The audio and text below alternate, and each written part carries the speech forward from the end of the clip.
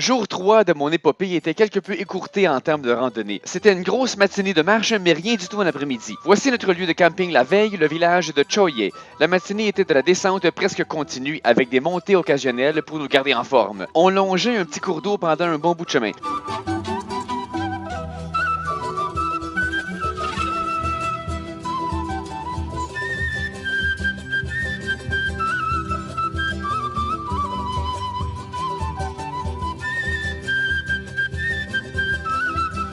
On a même pu croiser un de ses affluents via un petit pont mignon. Le guide a pris de belles photos pour nous. Je m'attends à avoir des appels de Vogue pour la première page d'un moment à l'autre. Clairement une jungle plus dense que jamais, mais la végétation nous a lâché un brin pour un flanc de montagne dangereux. Le guide Juan Carlos avait dédié cette matinée à l'exploration de plantes locales. Ici, lors d'une brève pause dans un petit village, on a vu toutes sortes de cultures. Ici, des orchidées. Il y a 3000 espèces d'orchidées au Pérou. Ça, c'est l'espèce numéro 1. Sortez vos cartes de bingo. Ici, je crois que c'était des grains de café. J'ai jamais vu une plante aussi stressée. On a vu aussi des avocats et des fleurs hallucinogènes consommées par les Incas. J'en ai consommé un peu moi-même et le lendemain, le Machu Picchu ressemblait à ça. Ici, je sais plus si c'était notre même petit ruisseau qui était rendu si bien portant, mais c'était signe qu'on arrivait. La destination finale de notre randonnée était le village de Santa Teresa. Après le dîner, moi et les deux Chinois avons dit au revoir au restant du groupe puisque eux n'avaient pas encore fini. Ils avaient le forfait 5 jours, 4 nuits, alors que nous avions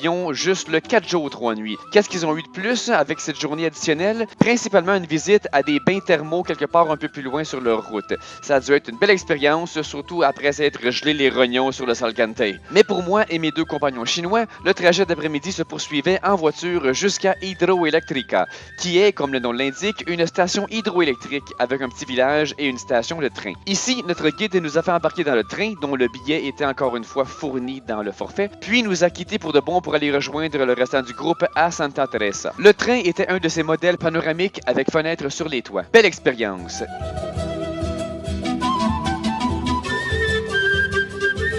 Finalement, nous sommes débarqués à Aguascalientes, la ville tout juste au pied du Machu Picchu.